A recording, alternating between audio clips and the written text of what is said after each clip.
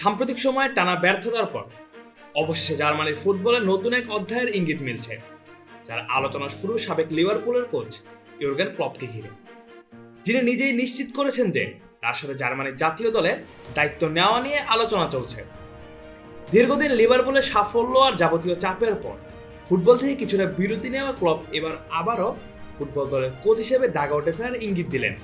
তবে এবার আর কোনো ক্লাবের হয়ে নয়, বরং ক্লপ ফিরছেন একেবারে জাতীয় দলের কোচ হয়ে।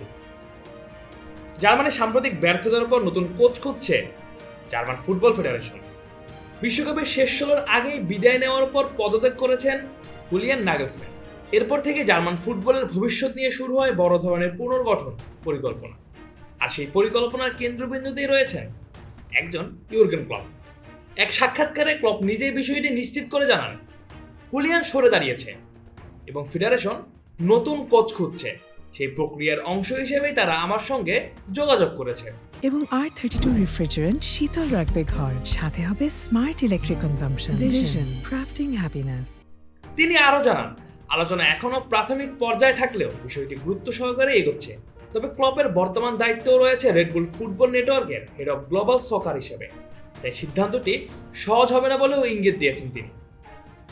ক্লপ নিজের প্রস্তুতি ও মানসিক অবস্থার কথাও খোলামেলা বলেন।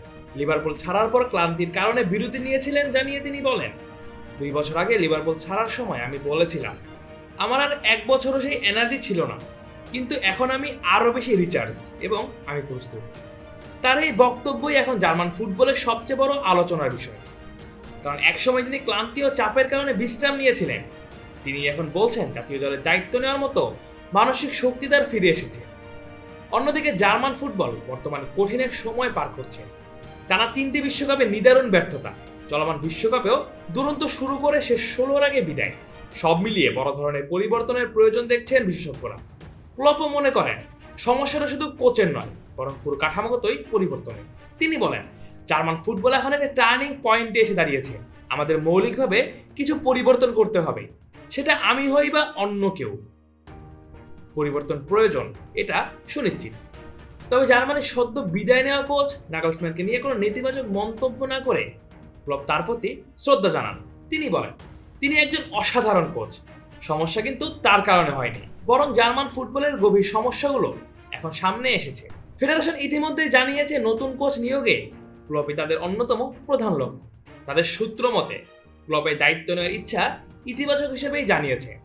সব মিলিয়ে এখন প্রশ্ন একটাই, অ্যানফিল্ডে ইতিহাস গড়া ক্লপকে এবার জার্মানিকে নতুন করে গড়ে তুলতে জাতীয় দলের দায়িত্ব নেবেন। যদিও আলোচনা চলছে, সিদ্ধান্ত আসবে শিগগিরই, কিন্তু ক্লপের একটা কথাই তার মানসিক অবস্থান পরিষ্কার করে দিয়েছে, আমি আরও বেশি রিচার্জ, আমি এখন প্রস্তুত। Mujahidul Islam Zahid, on field.